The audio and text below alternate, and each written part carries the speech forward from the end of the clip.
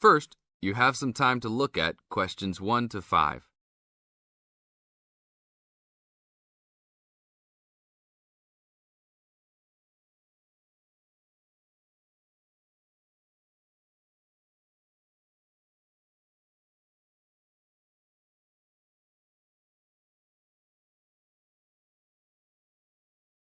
Now listen to the tape and answer the questions. Howdy, what can I do for you? I'm here to ship some things back to China. Okay, we can do that. Shipping things back, eh? Have you lived there before? Yeah, I lived there for 3 years and came back 2 years ago. Now I'm going back to start my own business. Really? Did you ship things with us last time? No, I used a Chinese shipping agency. Well, I'll just let you know that rates have changed recently. So I don't know if they'll be comparable to what you paid before. It doesn't matter to me. My company's paying for it. Aha, then it's nothing off your skin, right? Okay, I'll need your name and where you need to go to pick up the items to be shipped.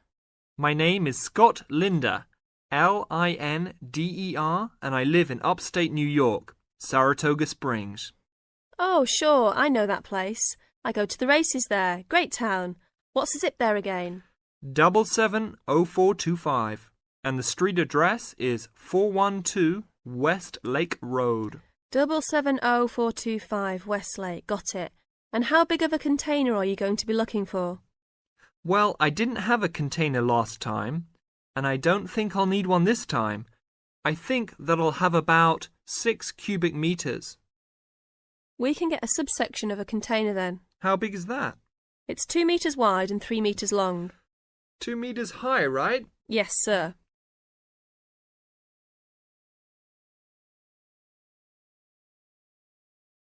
Now look at questions 6 to 10.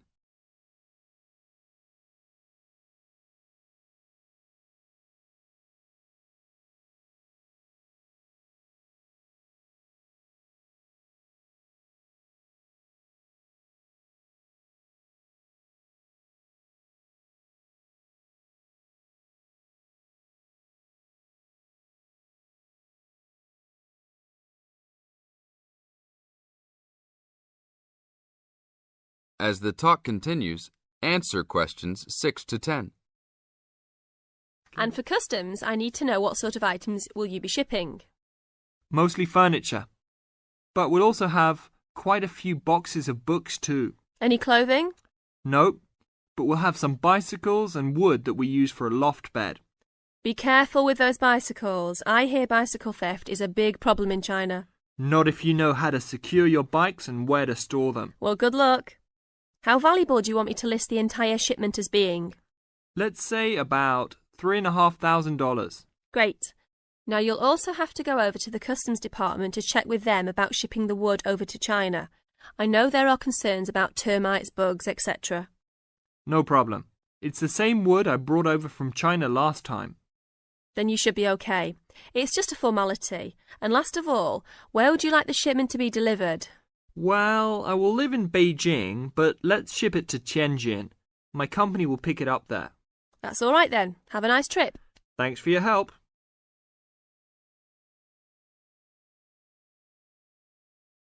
That is the end of part 1. You now have half a minute to check your answers.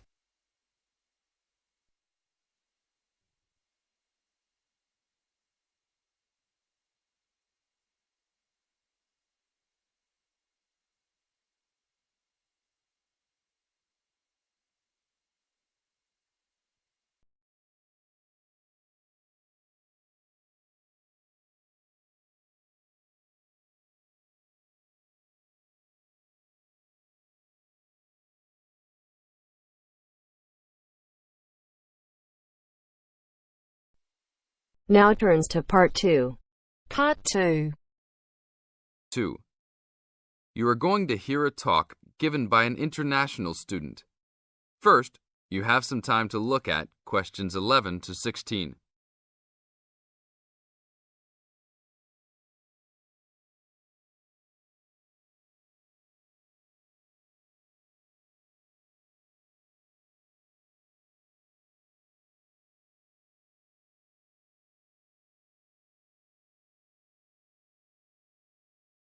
Now listen to the tape and answer the questions. As an international student coming from Sierra Leone, it gives me great honor to give these opening remarks and welcome you all to Ashesi University, where excellence is the code. I believe I speak on behalf of my fellow colleagues when I say we feel that we are the most fortunate and privileged university students in Ghana. You may ask, what is the basis of such a conclusion? And I will simply say to you, in which other tertiary institution in Ghana do you find the same level of IT infrastructure and facilities available to students? Where also do you find such a low ratio of students to lecturers and computers? In which other educational institution do you find 55% of students on some sort of financial aid, who in addition enjoy services and benefits such as job placement after graduation, on-campus employment that pays above the minimum wage, a supply of textbooks, and access to online databases? Ladies and gentlemen, there is no other institution of higher education in Ghana today that matches the learning environment and the quality of instruction at Ashesi. I could continue listing reasons why we students feel this way, but I only have 5 minutes for this speech. Believe me, I could go on for hours. At Ashesi, everyone is considered a leader and is treated special. Ashesi equips us with the necessary determination, strength, and belief in ourselves to be able to achieve our goals. We are being taught to think outside the box and to question and challenge our assumptions about the world we live in. This, ladies and gentlemen, is one of the benefits of a liberal arts education, which seeks to broaden our intellectual capacity.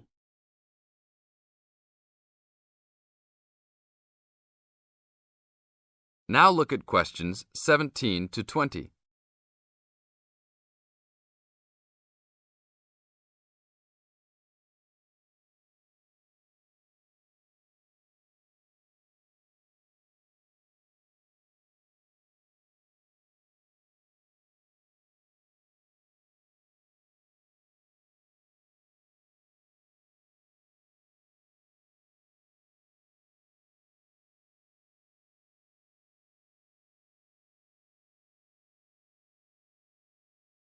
As the talk continues, answer questions 17 to 20.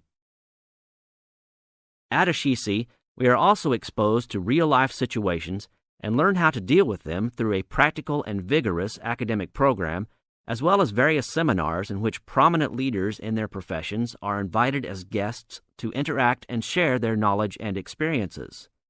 Some people, even some of you in this audience, may believe that tuition at Ashesi is too high, but I say to you that the students here are unanimous in saying it is worth it.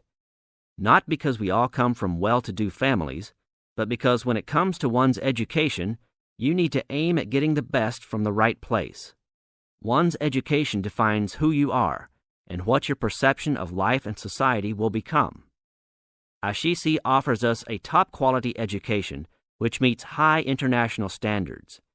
This is due to the strong linkages the school has established with 3 of the very best schools in the United States, namely Swarthmore College, which is ranked as the best liberal arts school in the U.S., UC Berkeley, and the University of Washington. In addition, Ashesi has recruited an excellent faculty consisting of lecturers from various countries, including Ghana, the UK, and the United States. These lecturers are among the best in their respective academic fields. I believe this is the school's greatest asset, a strong and knowledgeable team dedicated to achieving successful results from their students and who also love their job. I would like to end with a personal message. My fellow students, because we are among the most privileged in our society, we should take responsibility for our own destinies, make our parents proud, and create a legacy for those that follow us and Africa as a whole.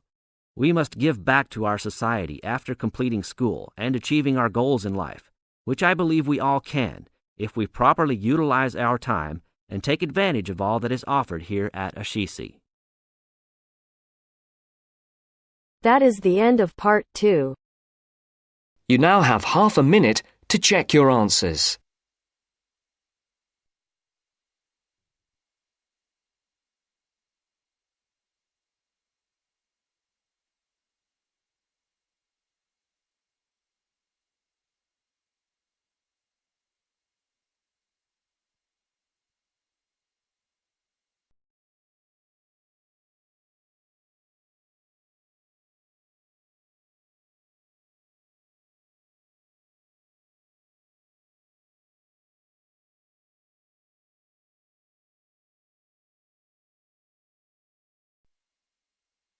now turns to part 3.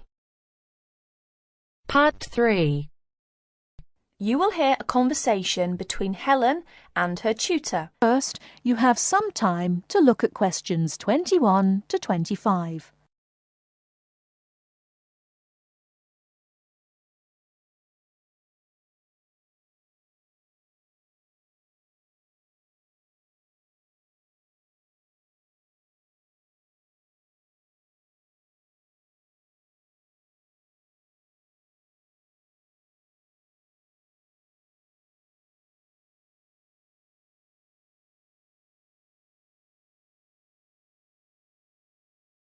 Now, listen carefully and answer questions 21 to 25. Come in. Ah, it's you, Helen. What can I do for you? Well, it's about that essay on non-verbal communication. I'd like a bit of advice, if that's all right. By all means. That's what I'm here for. How can I help you? It's about that survey you asked us to carry out about body language. Oh, yes. I asked you to investigate what sort of touching is permissible between friends of the same sex and friends of the opposite sex. That's it. And then you wanted us to go on to compare the answers we obtained from people from our own culture with the answers of people from other cultures. Well, that shouldn't be too difficult. There are students here from dozens of cultures, including Asia and the Middle East. Go and ask them. That's the problem. I'm not sure how to word the questions. Before you hear the rest of the talk, you have some time to look at questions 26 to 30.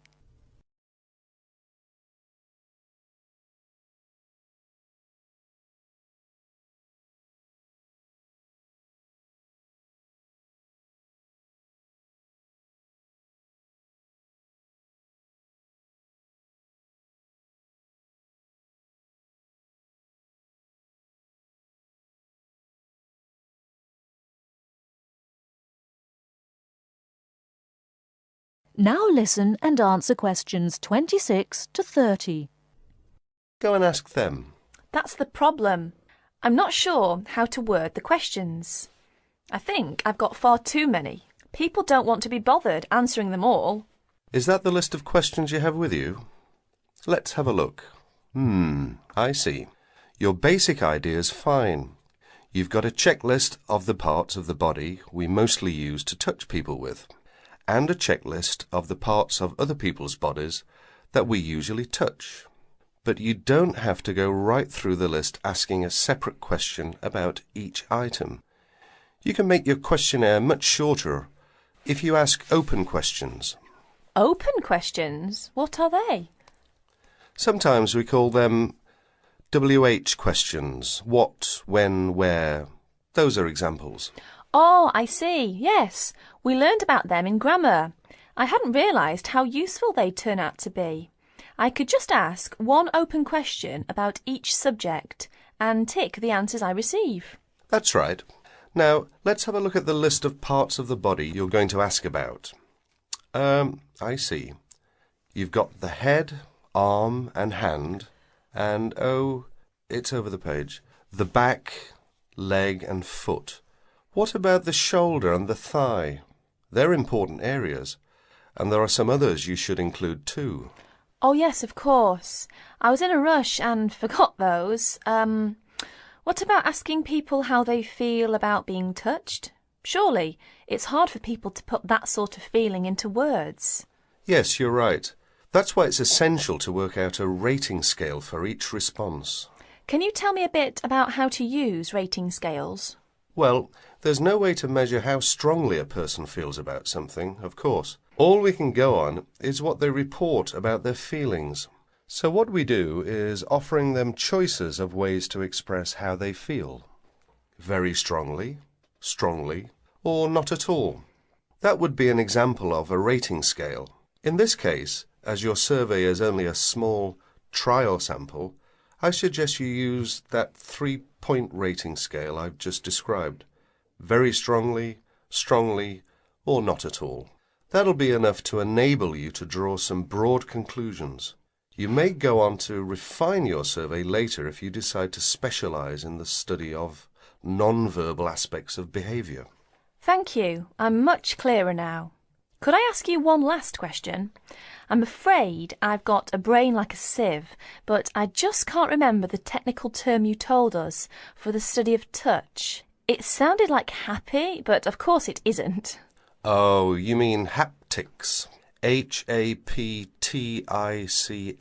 Of course, haptics. That's it. Happy to be of service. That is the end of part 3. You now have half a minute to check your answers.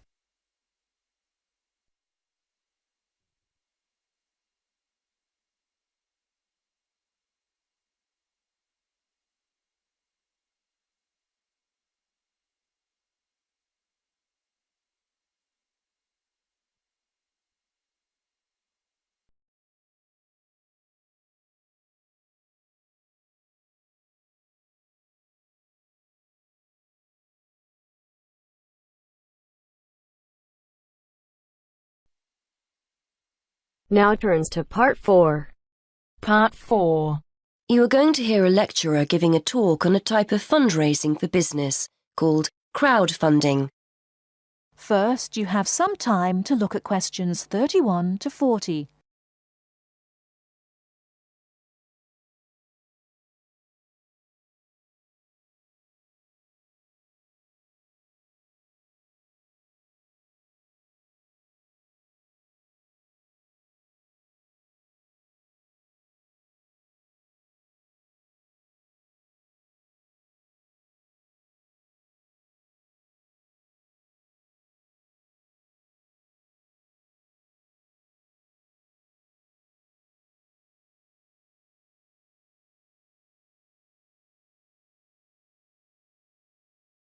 Now listen carefully and answer questions 31 to 40.